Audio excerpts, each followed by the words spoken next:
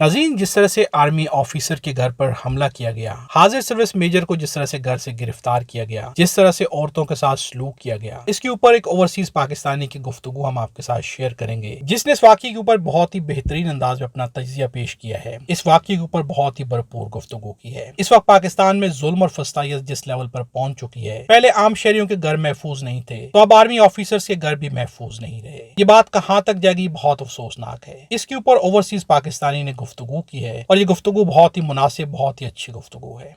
ये चेक करो, हाजिर सर्विस मेजर के घर आए हुए हैं सिविलियन में नामालूम अफराद, और वो क्या करे, हाजिर सर्विस मेजर है। ये चेक करो। क्या हुआ है इधर पाकिस्तान में, हम लोग इंडिया में रह रहे हैं। यहाँ से कह रही है कि हम पाकिस्तान में इंडिया में रह रहे हैं, और मेरी सब कह रहे हैं मैं GHQ में जाऊंगा। कह रहे हैं GHQ जाऊंगा और चीफ ऑफ आर्मी स्टाफ के पास जाऊंगा। कुछ सही है।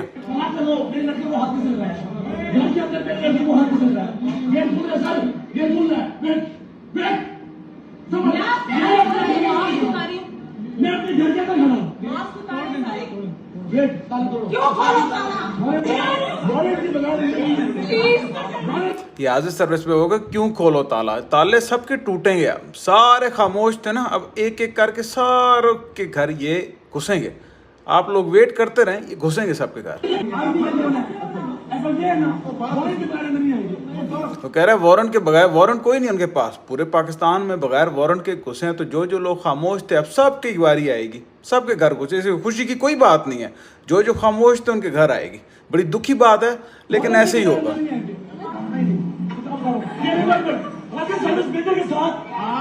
कह रहे हाजिर सर्विस मेजर के साथ।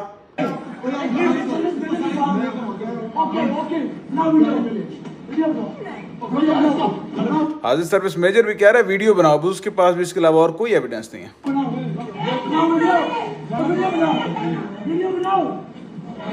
जितने लोग आप खामोश, अब समझ आ रही है, ये मिजरी, ये जुल्म सबके घर पहुंचेगा। जो जो खामोश है सब लोगों के घर एक एक करके पहुंचेगा। इससे पहले कि पहुंचे आवाज उठाओ, वरना ये हालत होगी।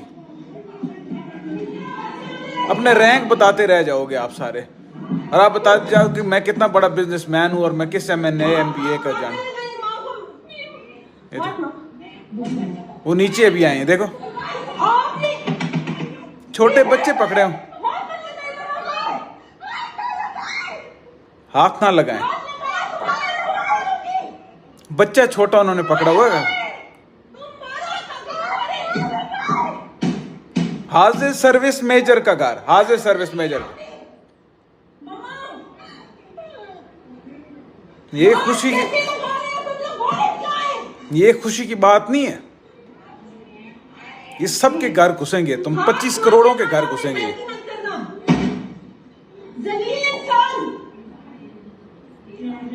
अगर इनको ना रोका, ये सबके घर घुसेंगे, एक एक के घर घुसेंगे।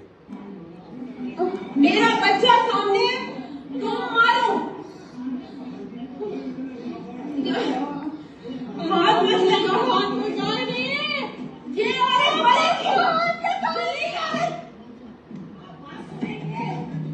मामा, ये तुम सबको जलील करेंगे। इनके जलील करने से पहले उठो। ये तुम सब लोगों के घर घुस के ना, तुम सबकी माओ बहनों को नंगा करेंगे एक एक करके। पहले बोल लो, दूसरे के लिए बोल लो। तुम मेजर हो, कर्नल हो या कोई सिविलियन चूड़े हो, तुम सबके घरों में ये एक एक करके घुसेंगे। तुम लोगों को अभी समझ नहीं आ रही। 25 करोड़ मुर्दे।